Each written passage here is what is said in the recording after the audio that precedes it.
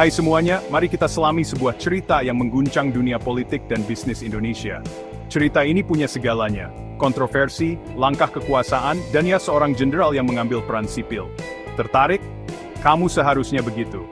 Jadi pada Februari 2025, Erick Thohir, Menteri BUMN, menunjuk Mayor Jenderal Novi Helmi Prasetya sebagai CEO baru Bulog. Keputusan ini memicu perdebatan sengit. Kenapa? Karena ini mungkin melanggar aturan, besar-besaran.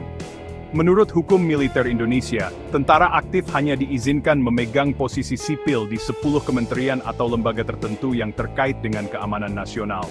Dan tebak apa? Bulog bukan salah satunya. Untuk mewujudkan ini, mereka bahkan mempromosikan Novi Helmi menjadi Jenderal Bintang 3. Bicara tentang menarik beberapa tali. Tapi kenapa langkah ini diambil?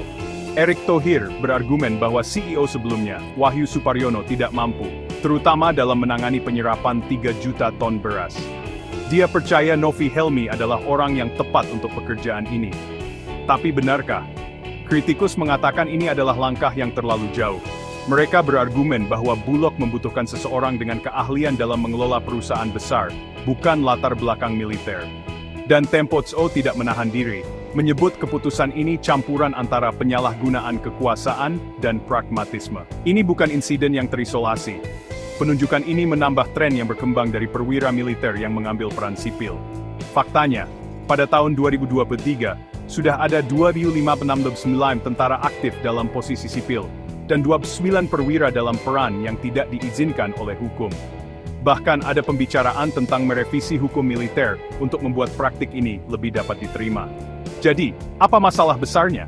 Ada kekhawatiran bahwa ini bisa merusak supremasi sipil dan demokrasi.